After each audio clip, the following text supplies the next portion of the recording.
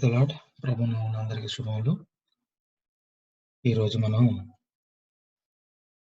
క్రీస్తు పుట్టుకలోని సత్యాలని డిస్కస్ చేసుకుందాం. సో క్రీస్తు ఏ విధంగా పుట్టాడు, ఎందుకు ఈ లోకానికి వచ్చాడు అనేది మనం చిన్నప్పటి నుంచి రకరకాల మెసేజెస్ మనం విన్నాము, మనందరికీ తెలుసు. ఈరోజు కొంచెం లోతుగా వాటిని ధ్యానించుకుందాం. సో ఈరోజు మనం ముఖ్యంగా చూసుకున్నట్లయితే క్రీస్తు ఎందుకు బెత్లెహేములో పుట్టాడు, క్రీస్తు ఎందుకు బెత్లెహేములో జన్మించాడు అనేది ఫస్ట్ పాయింట్ డిస్కస్ చేద్దాం. నెక్స్ట్ సెకండ్ పాయింట్ వచ్చేలకి క్రీస్తు జననానికి అంటే పుట్టుకకు సహాయపడిన వారు ఎవరు, ఎందుకు.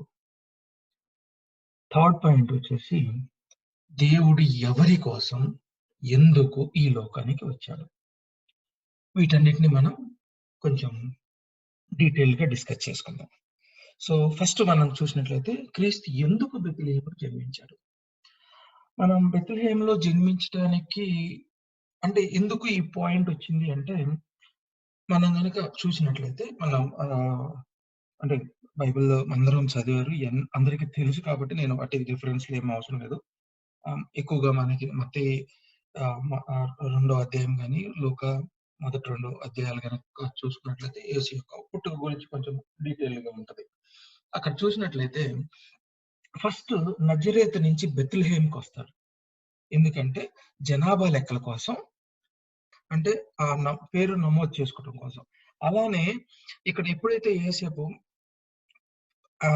వాళ్ళ ఊరు నుంచి వెళ్ళి బయట ఉన్నాడు, నజరేతులో ఉంటున్నప్పుడు వాళ్ళ సొంత ఊరికి వచ్చేసి అక్కడ వాళ్ళ పేర్లని రిజిస్టర్ చేసుకోవాలి. ఆ సెన్సెక్స్ అంటారు, అంటే జనాభా లెక్కల్లో వాళ్ళ పేరు గుర్తించుకోవడం కోసం రావడం జరుగుతుంది. సో అది రావటానికి బాగా అంటే నెలల నిండిన మరేనేసుకొని నజరేతు నుంచి బెత్లెహేముకి ఆ రోజుల్లో ఎలా వచ్చాడు. మనకి కార్లు ఉండవు అప్పట్లో, సో నడకతో వచ్చారు. ఇప్పుడు ఇది కనుక నేను గూగుల్ మ్యాప్ లోంచి తీసుకున్నాను, నజరేతు నుంచి బెత్లెహేముకి నడుచుకుంటూ వస్తే 33 గంటలు నాన్ స్టాప్ గా వస్తే, అంటే ఆల్మోస్ట్ 157 కిలోమీటర్లు అంట. సో నడకతో నాన్ స్టాప్ గా 33 గంటలు, అందుట్లో ప్రెగ్నెన్సీ ఉన్నప్పుడు అంత దూరం నడవటం, లేదంటే ఏదైనా చిన్న ఒక గాడిద కావచ్చు, లేదంటే ఇంకొక దాని మీద ఎక్కి రావాలన్నా కానీ అంత లాంగ్ జర్నీ చేయడం కష్టం కాబట్టి ఆన్ యావరేజ్ గా రోజుకు ఒక 8 గంటలు కనుక నడిచినట్లయితే సో 4 రోజులు ప్రయాణం అని అనుకోవచ్చు. సో 4 రోజులు నిండు గర్భిణి అనేసుకొని అంత దూరం ఎందుకు రావాలి? జనాభా లెక్కల కోసమేనా? జనాభా లెక్కలు అప్పుడే ఎందుకు వచ్చినాయి? సో ఇంత దూరం ఎలా జర్నీ చేశాడు అనేది ఒక ఇంపార్టెంట్. ఓకే, ఆడైన తర్వాత ఏం జరుగుతుంది, అక్కడ బెత్లెహేముకి వెళ్ళిన తర్వాత యేసు పుడతాడు. అది యాక్చువల్ మనం డిస్కస్ చేద్దాం దాని గురించి. పుట్టిన తర్వాత ఏం జరుగుతుంది నెక్స్ట్, అక్కడి నుంచి బెత్లెహేం నుంచి ఇక్కడ నుంచి ఇక్కడికి జెరూసలేం అంటే యెరూషలేం కదా, ఇక్కడి నుంచి ఇక్కడికి నేను ఇది కొంచెం మళ్ళీ ఎన్లార్జ్ చేసి అంటే చూపించాను, ఎక్స్పాండ్ చేసి పెద్దదిగా. అది 1 hour 50 minutes 49 minutes అంటే ఆల్మోస్ట్ 2 గంటల జర్నీ, 8 కిలోమీటర్లు.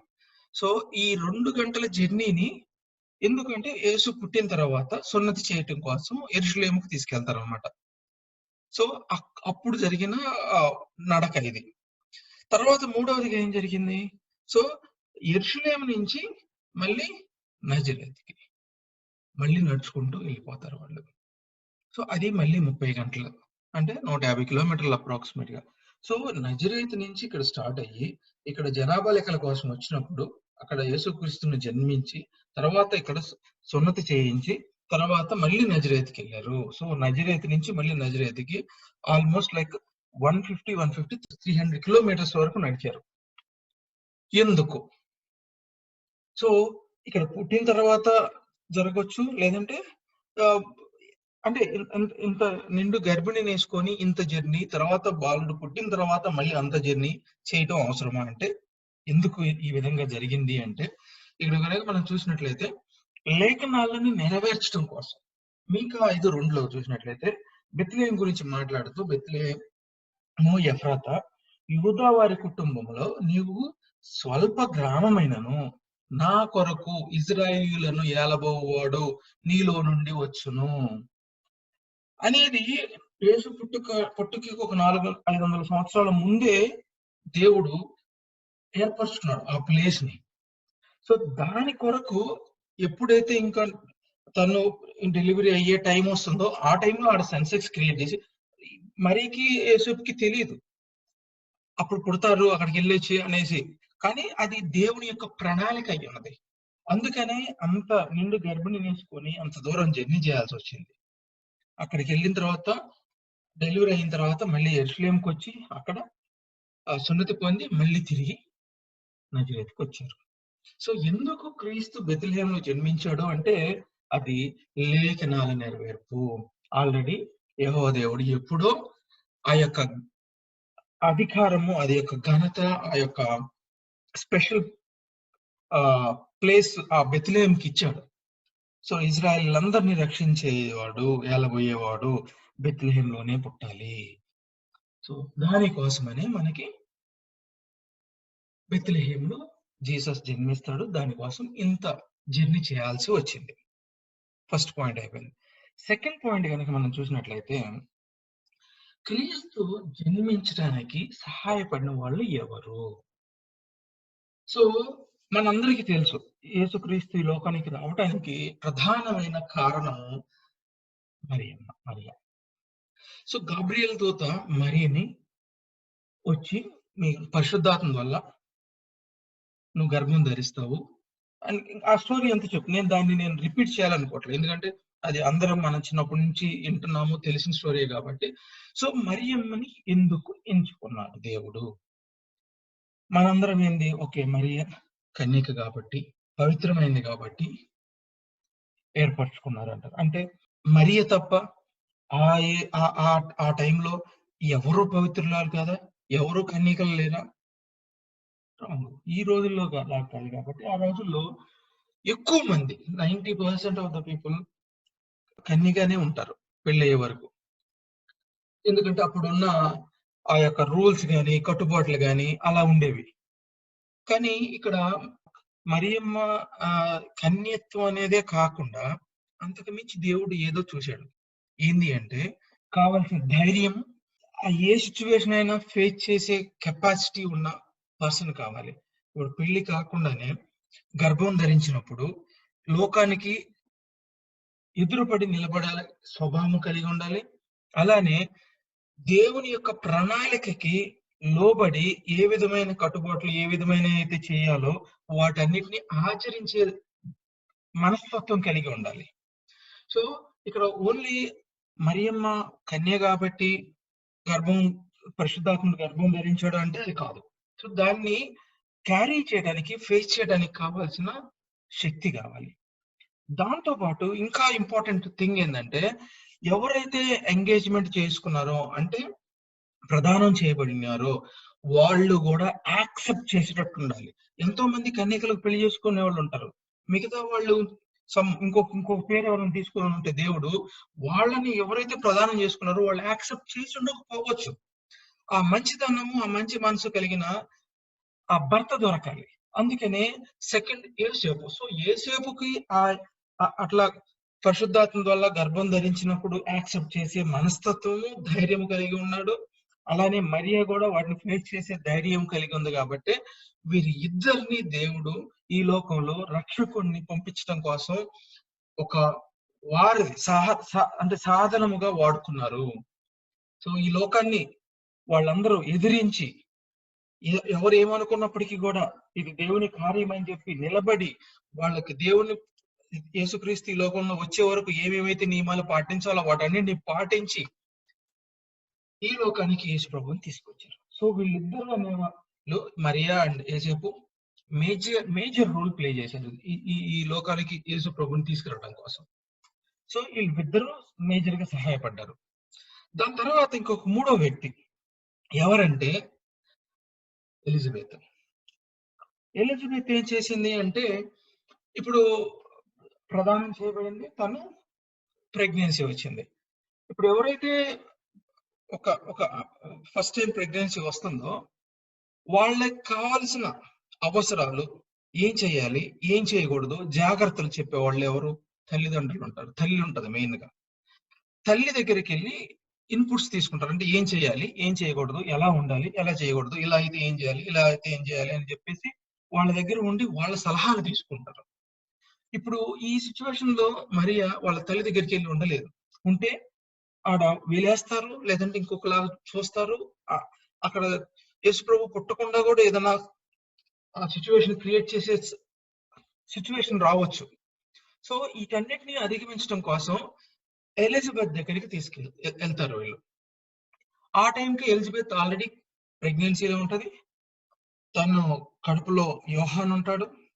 సో, వాళ్ళిద్దరూ యోహాను ఎప్పుడైతే యేసు ప్రెగ్నెన్సీతో మరియ అక్కడ చేరిందో, యోహాన్ లోపల గంతులేస్తాడు. ఈ స్టోరీ అంతా మనకు తెలుసు.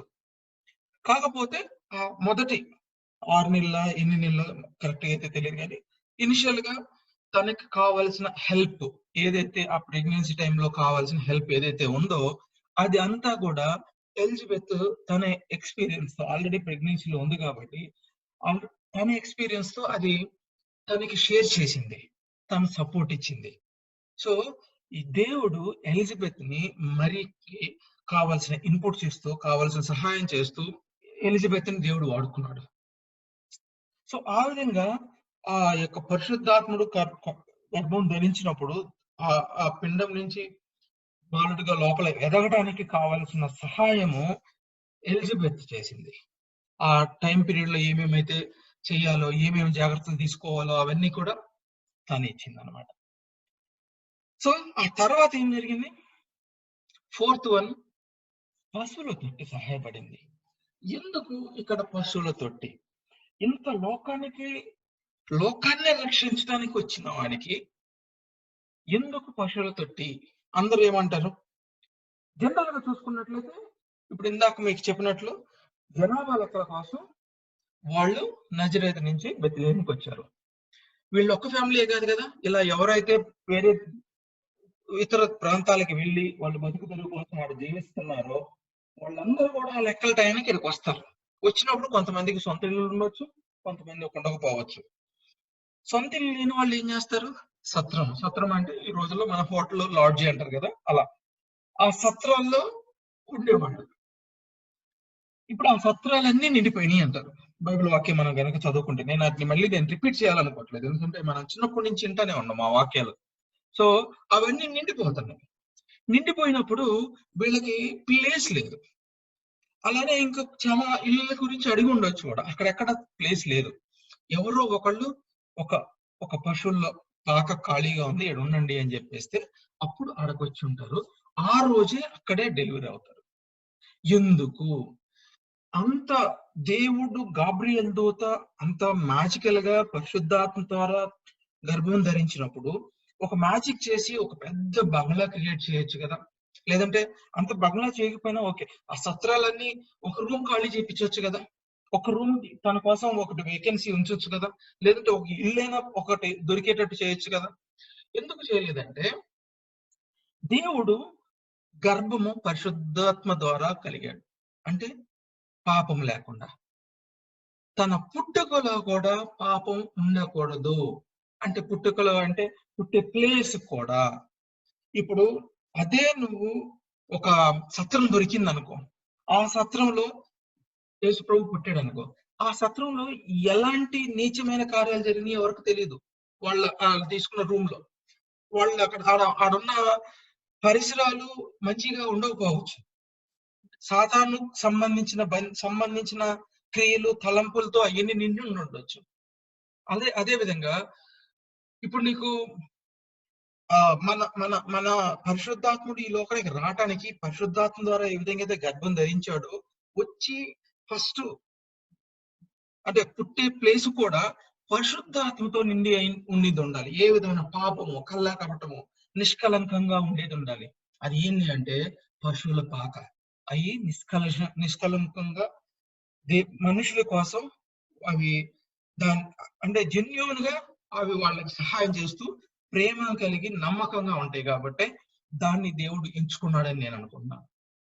సో, ఆ పశువుల తొట్టి అనేది అది తక్కువ ధనాన్ని చూపించేది కాదు, అది పవిత్రమైన ప్లేసు, పాపము లేనిది ఆడ.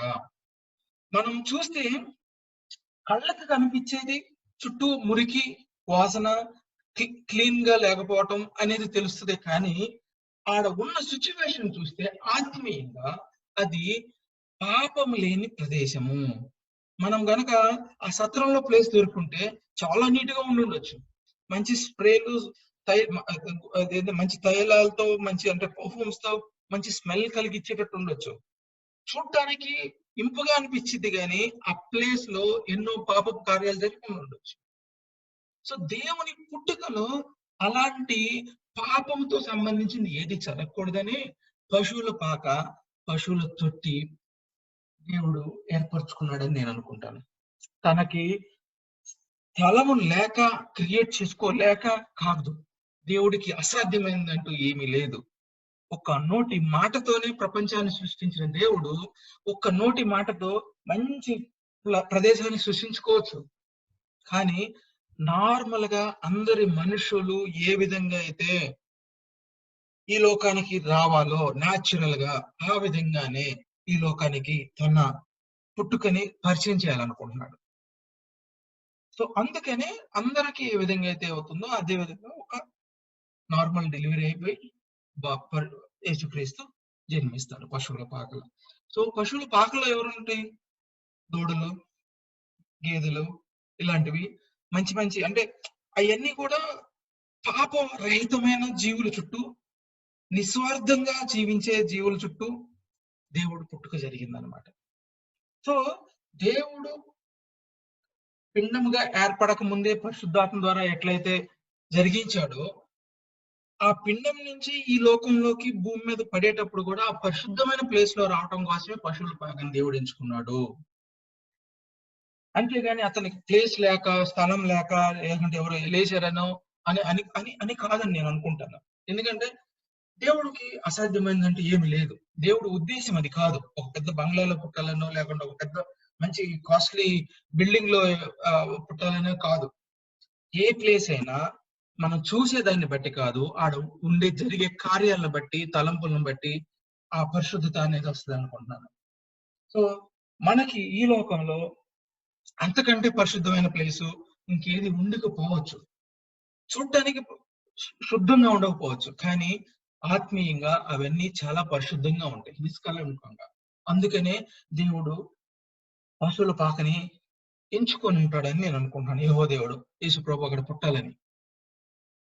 నెక్స్ట్ ఇంకొకటి, అంటే పుట్టిన తర్వాత ఒక నక్షత్రం సహాయం చేస్తుంది. ఏ విధంగా? ఎవరికి? అందరూ తెలుసు. ఇక్కడ ఎప్పుడైతే యేసుప్రభు జన్మిస్తాడో వీళ్ళకి ఇంకెవరు హెల్ప్ లేరు. ఇక్కడ వీళ్ళిద్దరు ఏమన్నారు? యేసుప్రభు వచ్చారు. వాళ్ళకి కావాల్సిన హెల్ప్ కావచ్చు, మోరల్ సపోర్ట్ కావచ్చు, ఫిజికల్ గా ఒకళ్ళు ఎవరు ఉన్నారు, తోడున్నారు అనే భావన కోసం వెళ్ళేసి ఆ దూత గొర్రెల కాపరికి చెప్తుంది, ఈ రోజు మీకోసం రక్షకుడు పుట్టున్నాడు పలానా ప్లేస్ లో. ఇదిగో మీరు ఎక్కడికి వెళ్ళాలంటే మీరు దారి తెలియదు కాబట్టి ఇది ఈ నక్షత్రము, ఆయన నక్షత్రము, ఆ నక్షత్రాన్ని ఫాలో అవ్వండి, అక్కడ తీసుకెళ్తుంది. సో వాళ్ళందరూ ఫాలో అయ్యి అక్కడికి వచ్చారు.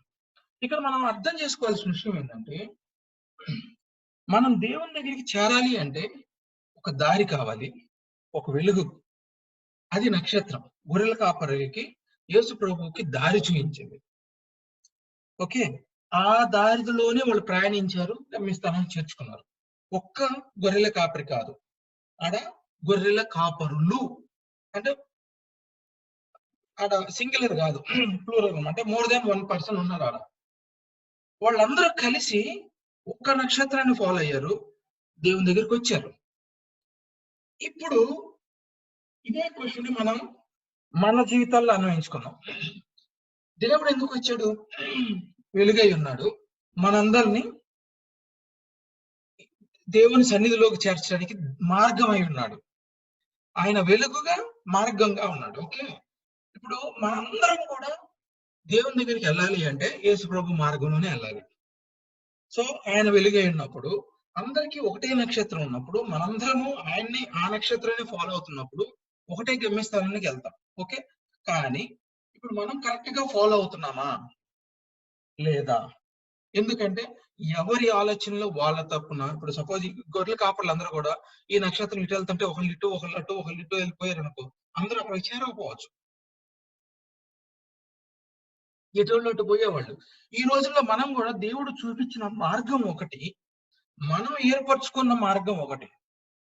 మనం ఏర్పరచుకున్న మార్గంలో మనం వెళ్తూ, ఇది దేవుని మార్గం అనుకుంటున్నాం అనే భ్రమలో ఉంటున్నాం. కానీ మన గమ్యస్థానం అనేది చేరుతున్నామా లేదా అనేది ఒకసారి ఆలోచించుకోండి బిడ్డలారా. సో మనం ఫాలో అయ్యే నక్షత్రము యేసు ప్రభు. ఆ నక్షత్రం ఎక్కడికి తీసుకెళ్తది? యెహోవా దగ్గరికి తీసుకెళ్తుంది. ఆ నక్షత్రాన్ని మనం ఫాలో అవుతున్నప్పుడు అందరము యేసు ప్రభువునే ఫాలో అవ్వాలి. ఎందుకంటే దేవుడికి దగ్గరికి మార్గము తనొక్కడికే తెలుసు. ఆయన ద్వారానే మనం రక్షించబడుతున్నాం. ఆయన ద్వారానే అక్కడికి చేరగలుగుతున్నాం.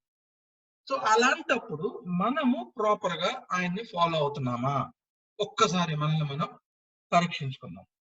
ఇక్కడ ఆ ఎగ్జాంపుల్ ఏందంటే, యేసు పుట్టిన తర్వాత దేవుని దగ్గరికి మనం రావాలి అంటే ఒకళ్ళని ఫాలో అయినప్పుడు అందరూ ఒకదాన్నే ఫాలో అయ్యి, ఆ వెలుగుని ఫాలో అయ్యి దేవుని దగ్గరికి చేరినట్లే మనం కూడా శరీరధారి, మన కోసం దేవుడు ఈ లోకానికి వచ్చి శరీరధారి అయి మనకి వెలుగుగా ఉండి, నేనే మార్గము, సత్యము, జీవమునై ఉన్నానని చెప్తూ ఆ మార్గంలో మనం నడవాలి అంటే అందరం ఒకటే మార్గంలో వెళ్తేనే దేవుని దగ్గరికి చేరగలుగుతాం.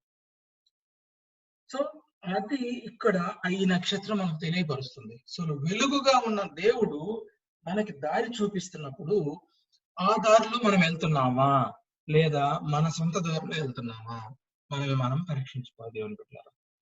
సో ఇప్పుడు చూసినట్లయితే ఇక్కడ క్రీస్తు ఈ లోకంలో జన్మించడం కోసం ఎవరెవరిని ఉపయోగించుకున్నారు, ఎవరెవరిని సెలెక్ట్ చేసుకున్నారు, వాళ్ళ యొక్క పని ఏ విధంగా చేశారు అనేది ఈ యొక్క 5గురు, ఒక మరియమ్మ, ఏసేపు, ఎలిజబెత్ అండ్ పశువుల పాక, పశువుల తొట్టి, నక్షత్రము, స్టార్.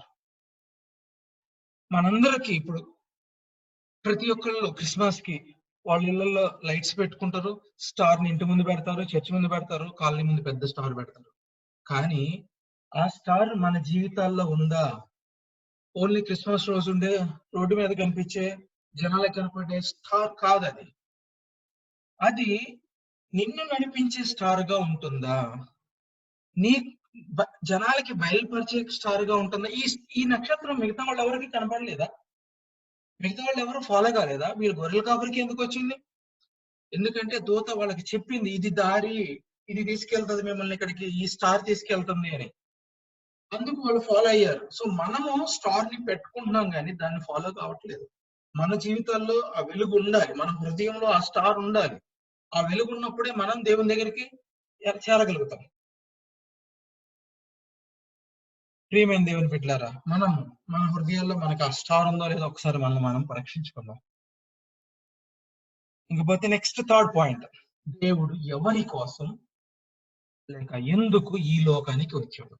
చాలా మంది రకరకాలుగా చెప్పుకుంటారు, ఇది దేవుడు మన కోసం రాలేదు, ఓన్లీ యూదుల కోసం లేదంటే ఇశ్రాయేలు కోసం వచ్చారు, అన్యుల జనులకు కాదు, అక్కడే తిరిగాడు, వాళ్ళకి సేవ చేశాడు, మనకేం రాలేదు కదా, ఆసియాకి రాలేదు, లేకుంటే అమెరికాకి రాలేదు, లేదంటే ఇంకో ప్లేస్ కి రాలేదు, మన కోసం కాదు రక్షణ, దేవుడు వాళ్ళకే ఇచ్చాడు, దేవుడు పక్షపాతి, ఇట్లా అని చాలా మంది అనుకుంటున్నారు.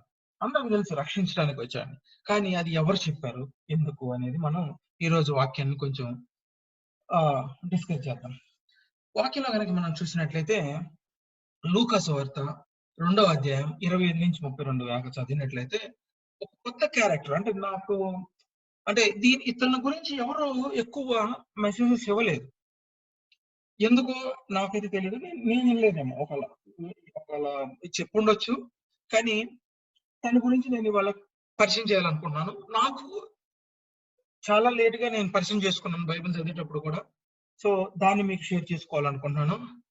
అతని పేరు ఎవరో కాదు, సిమియోను. ఎవరంటే ఇది అతని యొక్క ఇంట్రొడక్షన్. ఎందుకంటే ఇప్పుడు దేవుని గురించి చెప్పిన ఇతను, ఆయన ఏ అర్హత ఉంది, ఎందుకు చెప్పాడు, ఆయన నేను ఎందుకు నమ్మాలి, ఆయన చెప్పింది కరెక్టా అనేది ఎందుకు నమ్మాలి, ఎందుకు నేను ఫాలో అవ్వాలి అనే దాని కొరకు. సో ఆయన ఎవరు అనేది నేను మీకు ఫస్ట్ ఇంట్రొడక్షన్ ఇవ్వాలి. అది నేను నా సొంతకి ఇచ్చేది కాదు, బైబిల్లో ఉన్నది. సో ఇదే మీకు టైం ఉన్నప్పుడు ఈ లోకాసువార్త రెండో అధ్యాయం కనుక చూసినట్లయితే మీకు అర్థమవుతుంది. సో అతను ఎవరు అంటే యెరూషలేమునందు సుమియోను అని ఒక మనుషుడు ఉన్నాడు. ఒక మనిషి సుమియోను అనే ఒక క్యారెక్టర్. ఎవరు అనేది చూస్తే అతనుకున్న అంటే అతని క్యారెక్టర్ ఏంది అనేది ఇక్కడ చూస్తే నీతిమంతుడు, భక్తిపరుడు. ఈ రెండు మెయిన్ గా నీతిమంతుడు, భక్తిపరుడు. నెక్స్ట్ ఇశ్రాయేలు యొక్క ఆదరణ కొరకు కనిపెట్టువాడు. ఇశ్రాయేలు యొక్క ఆదరణ అంటే వాళ్ళకి కావలసిన ఆదరణని ఇచ్చేవాడు అనమాట, వాళ్ళ కొరకు ఇచ్చేవాడు. దీనన్నిటితో పాటు ఇక్కడ ఇంకా ఇంపార్టెంట్ పాయింట్ ఏంటంటే లాస్ట్ వర్డ్ ఏంటంటే పరిశుద్ధాత్మ అతని మీద ఉండెను. పరిశుద్ధాత్మ అతని మీద ఉండెను. పరిశుద్ధాత్మ అతని మీద ఉండేది. ఇది ఎందుకు నేను హైలైట్ చేస్తాను అంటే ఆయన సొంత తెలివితో జ్ఞానంతో చెప్పింది కాదు. అతని మీద పరిశుద్ధాత్మ ఉంది కాబట్టి ఆయన మాట్లాడాడు. ఆయన ఎప్పుడు మాట్లాడాడు, ఏం మాట్లాడాడో మనం డిస్కస్ చేద్దాం. సో ఆయనకున్న ఇంకొక క్యారెక్టరిస్టిక్స్ ఏంటంటే దాంట్లో ఒక వాగ్దానం ఏంటంటే అతడు ఎవరు సుమియోను అతను ప్రభు యొక్క క్రీస్తును చూడక మునుపు మరణం పొందడని. అంటే క్రీస్తుని ఆయన ఫేస్ చేసిన తర్వాతే ఆయనకు మరణం వస్తుంది. అప్పుడు దాకా ఆయనకు మరణమే రాదు ఉండదని అతనికి పరిశుద్ధాత్మ చేత బయలుపరచబడి ఉండెను. అతనికి పరిశుద్ధాత్మ చేత బయలుపరచబడి ఉండెను అంటే ఏంటి? యేసు ప్రభు అతని దగ్గరకు వస్తేనే దాని తర్వాతే ఆయనకు చావు అనేది వస్తుంది. యేసు ప్రభు 100 సంవత్సరాల దాకా రాలేదు అనుకో, అప్పుడు దాకా ఆయనకి చావు రాదు. 1000 సంవత్సరాల దాకా రాదు అనుకో, అప్పుడు దాకా రాదు. కానీ యేసు ప్రభుని ఆయన ఫేస్ చేసిన తర్వాతే ఆయనకి మరణం వస్తుంది అనేది పరిశుద్ధాత్మ ద్వారా ఆయనకు బయలుపడి. ఎవరితను? సో ఇతను ఆత్మపురుషుడే. అతను దేవాలయంలోకి వచ్చిన. ఎవరు? ఏ దేవాలయం అంటే నేను చెప్పాను కదా, మనం ఫస్ట్ స్లైడ్ చూసినప్పుడు ఆయన నజరేతు నుంచి బెత్లెహేం వచ్చాడు. బెత్లెహేంలో యేసు ప్రభు పుట్టిన తర్వాత బెత్లెహేం నుంచి యెరూషలేంకి వెళ్తారు. ఎందుకు వెళ్తున్నారు?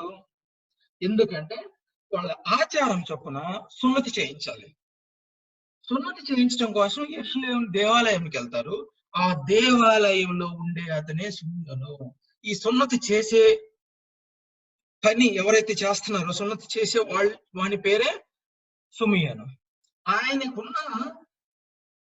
డ్యూటీ, జాబ్ ఏంది అంటే యేసుక్రీస్తుకి సున్నతి చేయాలి. దాని తర్వాతే నువ్వు చనిపోతావు, ఆయన్ని కలిసేంత వరకు నువ్వు చనిపోవు అని చెప్పేసి ఆయనకు పరిశుద్ధాత్మ బయలుపరిచింది. ఆయన ఎవరు? ఆయనకి క్యారెక్టరిస్టిక్స్ ఏంది? పైన మంది చేస్తే నీతిమంతుడు, భక్తిపరుడు. ఎంతో మంది ఉండొచ్చు సున్నతి చేసేవాళ్ళు, వాళ్ళు అక్కడెక్కడ పడిపోయి ఉండొచ్చు.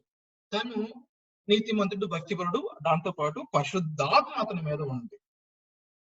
ఇప్పుడు అర్థమైంది కదా. ఇప్పుడు మరియా యోసేపు యేసు ప్రభుని తీసుకొని యెరూషలేం దేవాలయానికి సున్నతి చేయడానికి వచ్చినప్పుడు అతడు తన చేతులలో ఆయనను ఎత్తుకొని దేవుని స్తుతించుతూ ఇట్లా నేను ఏమన్నాడంట? ఫస్ట్ పాయింట్, నాదా ఇప్పుడు నీ మాట చొప్పున సమాధానముతో నీ దాసుని పోనిచ్చుచున్నావు. అంటే ఏంది? ఇక్కడ ఫస్ట్ ఏంటంటే యేసుక్రీస్తు ఎందుకు వచ్చాడు అక్కడికి? సున్నతి చేయించుకోవడానికి. సో నీ మాట చొప్పున సమాధానంతో నీ దాసుని అంటే తన సుమియోన్ని పోనిచ్చుచున్నావు అంటే సున్నతి చేయడానికి అలో చేస్తున్నావు, అంటే యాక్సెప్ట్ చేస్తున్నావు, అంగీకరిస్తున్నావు. నీ మాట చొప్పున నీ ఇష్ట ప్రకారం. మిగతా వాళ్ళకి ఈ స్టేట్మెంట్ అవసరం లేదు. ఇతను ఒక దేవుని కుమారుడికి, దేవునికి చేస్తున్నాడు కాబట్టి నీ అంగీకారంతోనే నేను ఇది చేస్తున్నాను, నీ యొక్క అంటే ఇష్టపూర్వకంగానే నేను ఇది చేస్తున్నాను, అందుకే నన్ను అలో చేస్తున్నావు, యాక్సెప్ట్ చేస్తున్నావు, అంగీకరించావు అని చెప్పి ఫస్ట్ చెప్తాడు. అది ఎందుకంటే అక్కడ జరుగుతున్న కార్యక్రమం సున్నతి, అది జరిగించడానికి నువ్వు నన్ను యాక్సెప్ట్ చేసావు, దానివల్ల నేను చేస్తా అన్నాడు. First point. దెన్ 2-3 పాయింట్లు అనేది చాలా ఇంపార్టెంట్. ఇక్కడ 4వ పాయింట్ అందరూ తెలుసు, కానీ 2-3లో ఏముంది అనేది చూద్దాం. సెకండ్ ఏమంటాడంటే పోనిస్తున్నావు అని. ఇది కంటిన్యూషన్, ఈ వర్స్ అంతా కంటిన్యూషన్ ఉంటది. చూడండి, అన్ని జనులకు నిన్ను బయలుపరచుటకు అంటే అన్ని జనులకు నిన్ను బయలుపరచుటకు వెలుగుగాను. ఎవరి కోసం వచ్చాడంటే ఆయన? ఎవరి కోసం వచ్చాడు? అన్య జనులు అంటే ఇజ్రాయెల్ కాదు, యూదులు కాదు, మిగతా జనాంగానికి నిన్ను నువ్వు బయలుపరచుకోవడానికి వెలుగు. ఇందాక చెప్పాను కదా, నక్షత్రము, ఒక వెలుగుగా ఆయన్ని బయలుపరచుకోవడానికి ఈ లోకానికి వచ్చావు నువ్వు అని చెప్తున్నాడు. ఫస్ట్ స్టేట్మెంట్ ఏంటి? నువ్వు నన్ను అలో చెయ్యి సున్నతి చేయడానికి. సెకండ్, అన్ని జనులకి నిన్ను బయలుపరుచుకోవడానికి వెలుగుగాను. నెక్స్ట్ అట్లాంటి మరి ఇజ్రాయెల్ కోసం రాలేదా అంటే అది సెకండ్ స్టేట్మెంట్ అదే, నీ ప్రజలైన ఇజ్రాయేలులకు మహిమగాను. సో అన్ని జనులకేమో వెలుగు అంటే ఆయన ఒక దారి మార్గము, ఆ మార్గంలో వెళ్ళడానికి ఆ దేవుని చెంతకు చేరడానికి చూపించే దారి కోసం వచ్చాడు. వీళ్ళకి దారి అవసరంలో, ఎందుకంటే వాళ్ళ అంటే దేవుడు వాళ్ళని మొదటి నుంచి వాళ్ళకి ఆ దారి చూపిస్తూ వాళ్ళకి తోడుగా ఉంటున్నాడు. వాళ్ళకి తెలుసు దారి, కానీ ఆ మహిమను కోల్పోయారు. ఎప్పుడైతే యేసుప్రభు పుట్టలేదో 400 సంవత్సరాల ముందు ఏదైతే ఉందో ఆ బ్లాక్ డేస్ అంటారు వాటిని, వాటన్నిటిలో దేవుడు లేకుండా వాళ్ళ విచ్చలవిడిగా జీవిస్తున్నారు. సో వాళ్ళకి నీ మహిమ తెలియటం కోసం, సో ఇజ్రాయేల్ ప్రజలకు ఎవరైతే ఉన్నారో వాళ్ళ నీ మహిమ.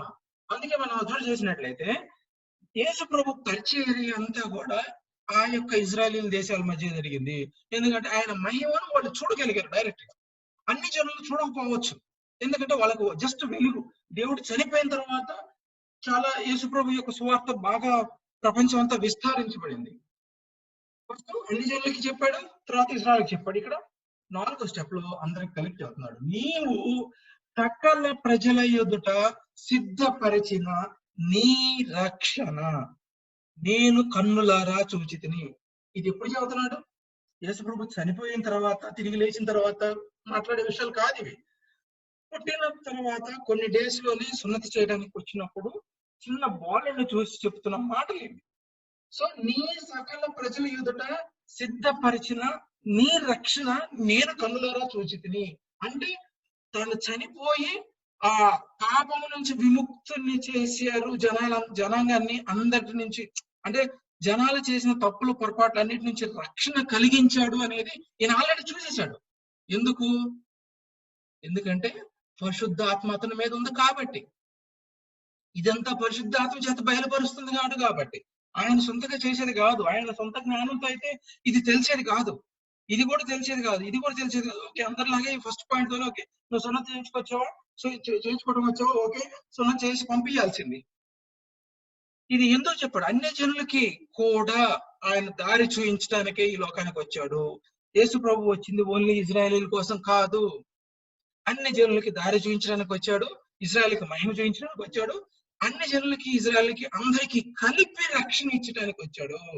ఇక్కడ నీవు సకల ప్రజల ఎదుట, ఇక్కడ ఇజ్రాయేలీలకు అనలేదు కదా, సకల ప్రజల ఎదుట సిద్ధపరిచిన అంటే ఆల్రెడీ నువ్వు రెడీ చేసుకున్నా, రెడీగా పెట్టుకున్నా నీ రక్షణ.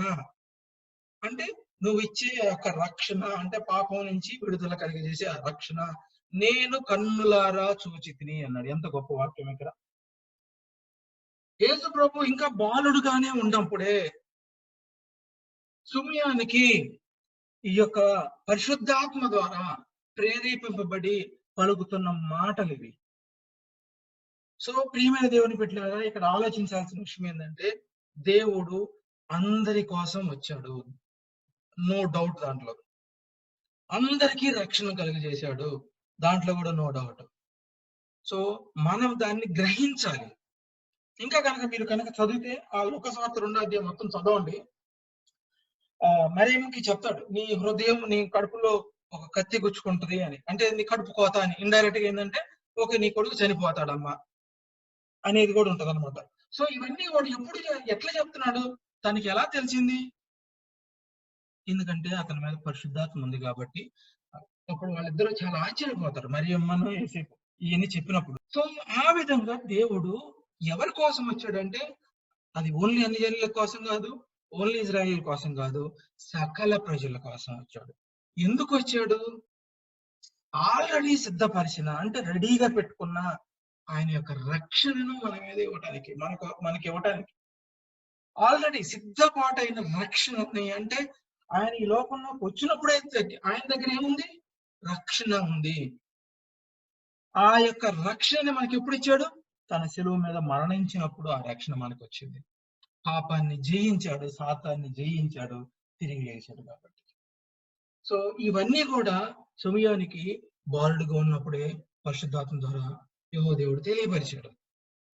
సో ప్రియమైన దేవుని బిడ్డలారా, మనము దేవుని పుట్టుకని ఏ విధంగా సెలబ్రేట్ చేసుకుంటున్నాము అంటే అనే దానికన్నా మన జీవితాల్లో దేవుని పుట్టుకని మనం ఏ విధంగా అర్థం చేసుకున్నాం ఫస్ట్.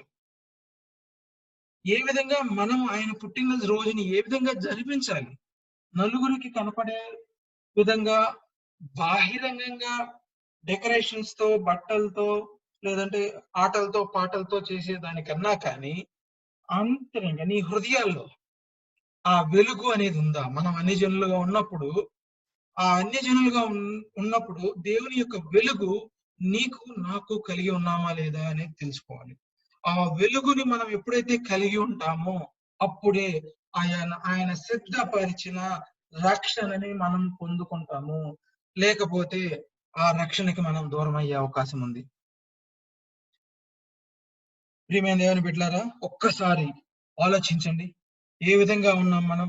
ఏ విధంగా క్రిస్మస్ ని సెలబ్రేట్ చేసుకుంటున్నాము? ఆచారయుక్తంగా చేసుకుంటున్నామా? చాలా మంది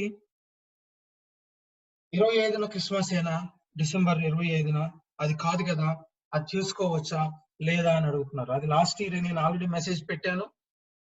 అది కావాలంటే నేను కింద లింక్‌లో డిస్క్రిప్షన్‌లో షేర్ చేస్తాను. అవకాశం ఉన్నప్పుడు మీరు అది వినండి. అది అందరి కోసం నామకార్థంగా, ఆచారంగా క్రిస్మస్ జరుపుకోవటం వల్ల ఏ ప్రయోజనము లేదు. క్రిస్మస్ అనేది నీ హృదయంలో, నీ జీవితంలో ఉండాలి కానీ సంఘంలోనో, సమాజంలోనో కనపరుచుకునేది కాదు. అది మనకి ఆత్మీయంగా మనకి ఆ వెలుగును కలిగి ఉన్నామా లేదా? దేవుని యొక్క మహిమను తెలుసుకున్నామా లేదా? తర్వాతే మనకి ఆ రక్షణని మనం పొందుకోగలుగుతాము. లేని యెడల ఆయన ఇచ్చే రక్షణకి మనము ఎంతో దూరంగా ఉండి మనకి వస్తది అని ఎదురు చూస్తూ ఉంటామే కానీ అది రాదని చాలా ఆలస్యంగా తెలుసుకోవాల్సొస్తది దేవుని బిడ్డలారా. ఒక్కసారి మనల్ని మనం కళ్ళు మూసుకొని ఆలోచించుకుందాం.